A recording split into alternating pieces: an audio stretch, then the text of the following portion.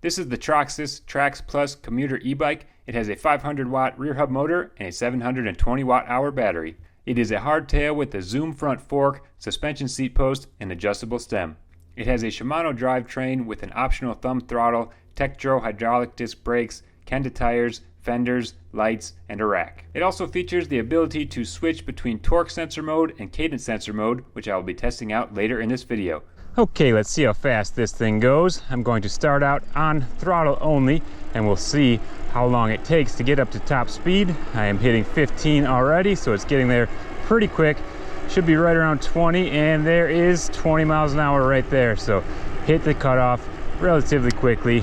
Seems to have decent power. Now I will start pedaling and see where that takes me up to. Should be around 28, which I'm hitting right about now, just about.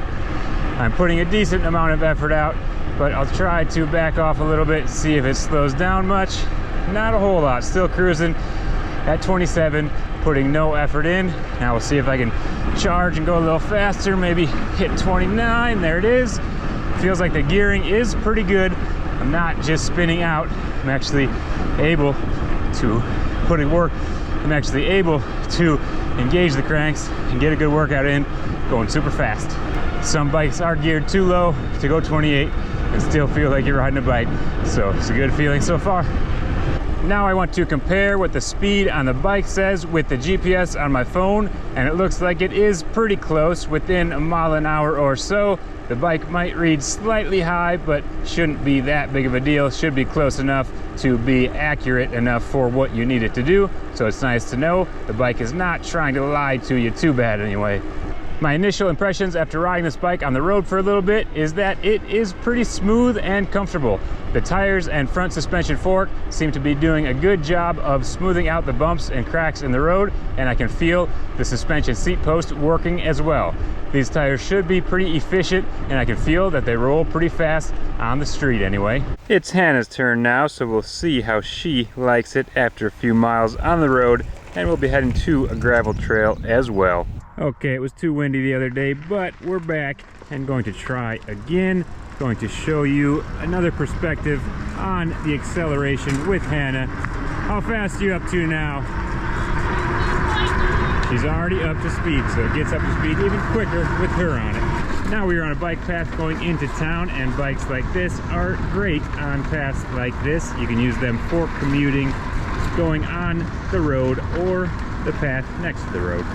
The extra power of an e-bike can help when you need to get across the street quickly. We just did a few miles on the road. What are your initial impressions? I think it's a really smooth bike. It takes off real fast. I was really surprised that it went up to almost 29 for me. How does the size feel for you? Really good. I like to step through, in and out. It's smooth. What about the length? Is it a little longer than you would prefer, but you're able to make it work? Yeah.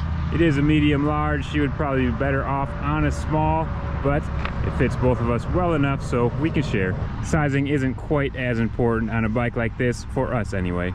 It looked nice and smooth on the bike lane, but how about the cracks on the road on that one rough road? I actually didn't feel it as much for myself, but it was good overall. Little bit of bumpiness, but I thought it was smooth. So the suspension was doing its job? I thought so. Nice. Now it's time to test out the hill climb capability with me. Did not make it very far on throttle only, so I'll try pedaling this time.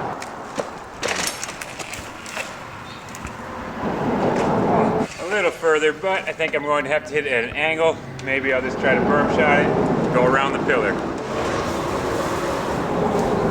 That is pretty steep, so I'm not surprised that it can't go straight up, but it can still have a little bit of fun going up and around the pillar like a berm. We are on a gravel path now that goes around a lake. The gravel is pretty coarse here, but she should still be able to cruise pretty quick because the tires do have enough tread on them to feel comfortable when it gets a little loose. It's a nice day for a cruise, and we're actually testing those fenders out because it is pretty wet. Some spots are just water, other spots are mud, but they should do a good enough job to keep the rider pretty clean. We are back to the bike path for some more smooth cruising. If you have a lot of this in your town, a bike like this could be a fun way to get around. Now we are on a purpose-built gravel trail. It is multi-use, but great for bikes because you can go as fast as you want to. It is nice and straight and smooth. Great for this bike. We are back on the road, and I switched it from cadence sensor mode to torque sensor mode. I told Hannah to go as fast as she could by us, so we'll see what that speed was, but I just wanted to show you what top speed looks like cruising by the camera. In cadence sensor mode, I don't actually have to put any effort in. I'm just spinning the cranks, not engaging anything, and I'm going 20 miles an hour in assist level 4. Now I'm in torque sensor mode, and if I just spin the cranks, I get no power out of the motor, so I'm slowing down. But if I actually engage them, put some effort in, then I can get the power out of the motor, and I can actually go faster in assist level 4 than I was in cadence sensor mode. It still cuts off around 28 in assist level 5 though. Here's another demonstration of the cadence sensor mode. I'm going to start pedaling here, and the motor kicks on pretty quick, but now I don't really have to put out any effort at all. I just have to spin those cranks, and the motor is going wide open.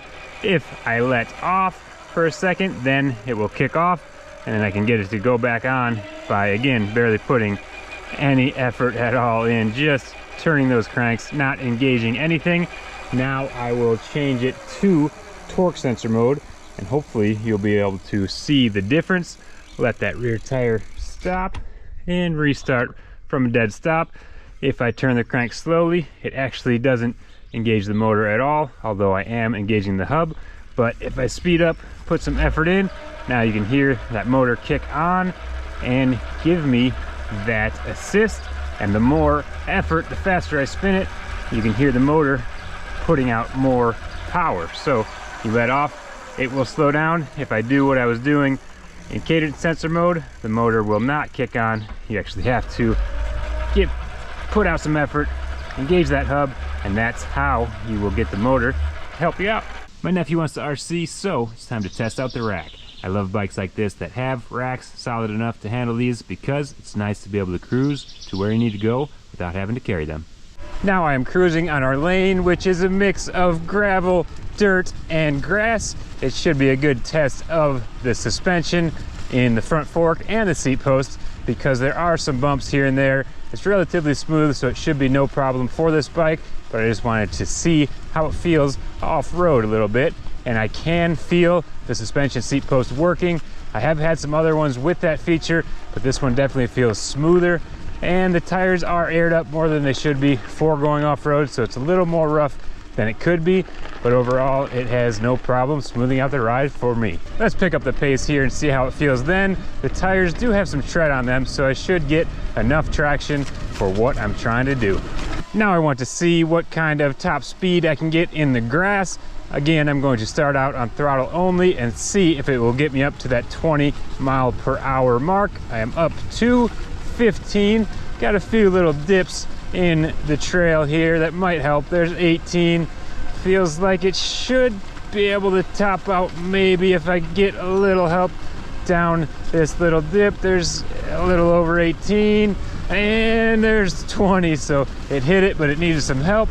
Now I will start pedaling, see what I can hit in the grass here. I am going to put out quite a bit of effort in case I can still hit 28, but there's 25. I don't think I'm going to get much more out of it before I have to turn, so hit 26. It's my top speed off-road. It's actually more enjoyable to ride on this than I expected. This could work pretty well for getting around the farm. If you want to find out more about this bike or pick one up for yourself, you can check out the link in the description below. Thanks for watching.